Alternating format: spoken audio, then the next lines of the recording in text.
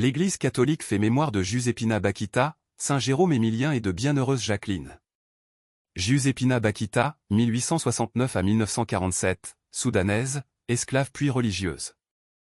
La mer Noire, ainsi l'appelaient affectueusement les gens qui la connaissaient, s'éteint le 8 février 1947. Le pape Jean-Paul II a béatifié Joséphine Bakhita le 17 mai 1992. Elle a été déclarée sainte le 1er octobre 2000.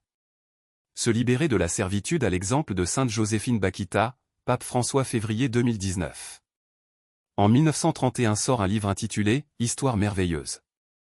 Ce livre raconte la vie de Bakhita et montre ses photos. Il connaît un grand succès. Mémoire de sainte Joséphine Bakhita, vierge.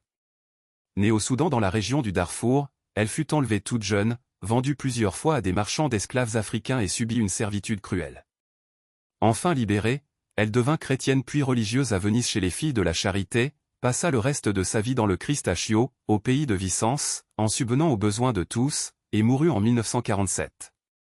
Ô Seigneur, si je pouvais voler là-bas, auprès de mes gens et prêcher à tous à grands cris ta bonté, oh, combien d'âmes je pourrais te conquérir.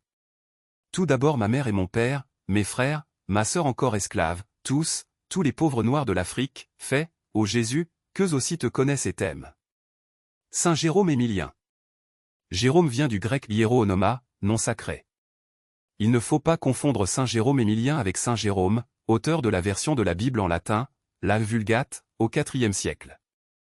Le saint de ce jour naît à Venise à la fin du XVe siècle dans une famille patricienne. Libertin et bagarreur, il mène une vie très agitée. Il a choisi la carrière militaire, et providentiellement sans doute, il est fait prisonnier lors d'un combat contre les armées françaises. En captivité, il reçoit la grâce de la conversion, il se défait de tous ses biens et se prépare à devenir prêtre.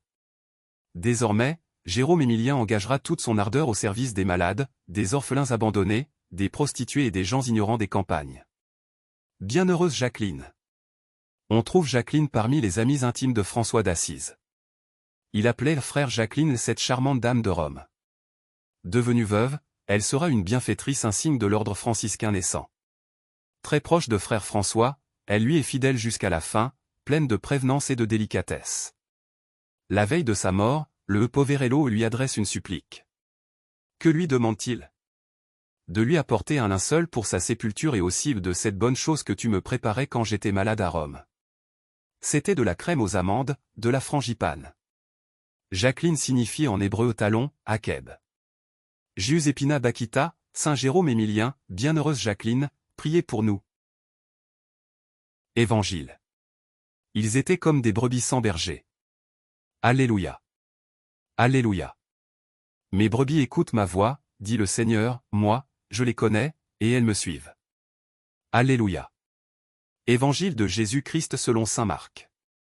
En ce temps-là, les apôtres se réunirent auprès de Jésus. Et lui annoncèrent tout ce qu'ils avaient fait et enseigné. Il leur dit, venez à l'écart dans un endroit désert. Et reposez-vous un peu. De fait, ceux qui arrivaient et ceux qui partaient étaient nombreux. Et l'on n'avait même pas le temps de manger. Alors, ils partirent en barque. Pour un endroit désert, à l'écart.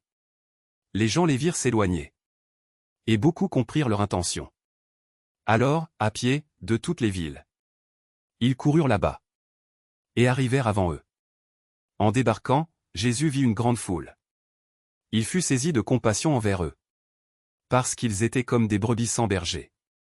Alors, il se mit à les enseigner longuement. Acclamons la parole de Dieu. Louange à toi Seigneur Jésus.